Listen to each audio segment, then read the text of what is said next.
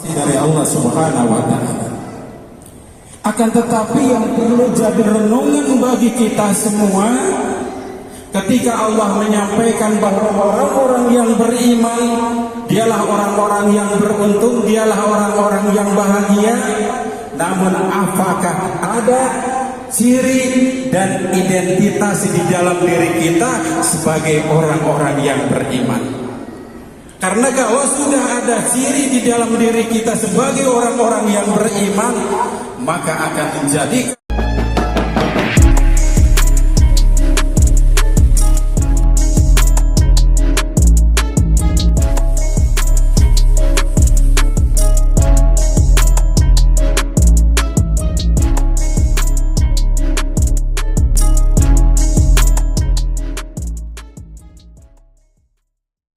sebagai kualitas keimanan di dalam diri kita semua. Ini yang harus menjadi renungan bagi kita semua.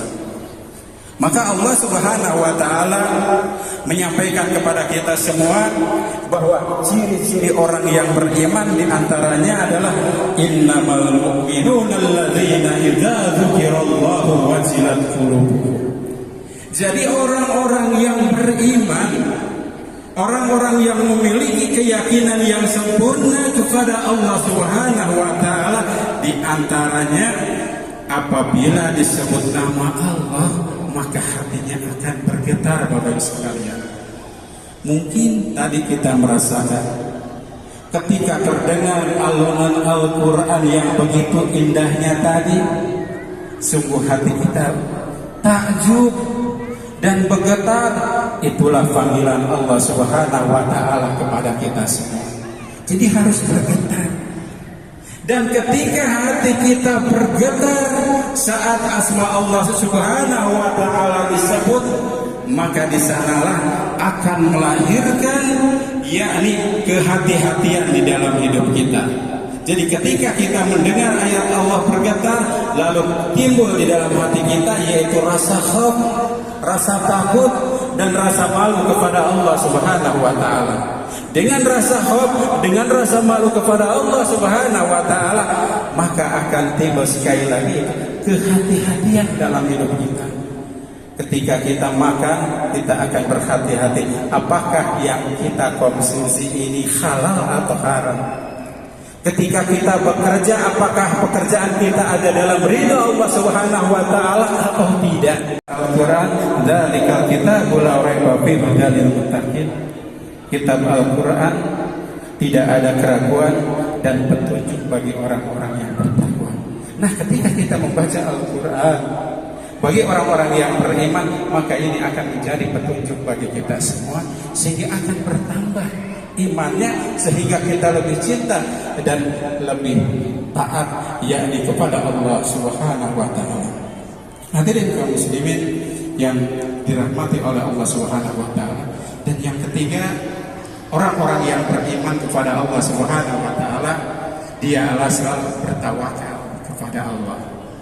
Bertawakal bukan arti pasrah, akan tetapi orang-orang yang beriman ketika diuji oleh Allah Subhanahu wa Ta'ala, ia selalu berusaha untuk mencari syariat. Ia selalu bekerja dan untuk mendapatkan keinginannya, akan tetapi ketika hasilnya kita serahkan kepada Allah Subhanahu wa Ta'ala. Orang-orang yang beriman dan orang-orang yang bertawakal kepada Allah Subhanahu wa Ta'ala, hidupnya akan tenang. Karena apa?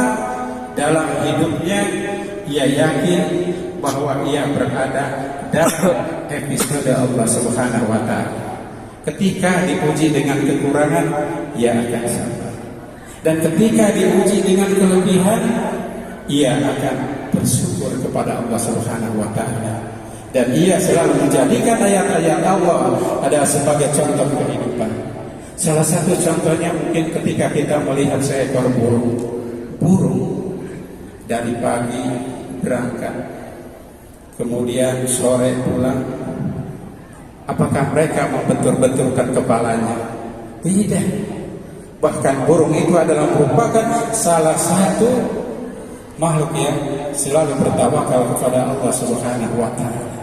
Apalagi kita sebagai manusia. Dalam kondisi kehidupan yang seperti ini, kita perlu bertawakal dan bersandar kepada Allah Subhanahu wa taala.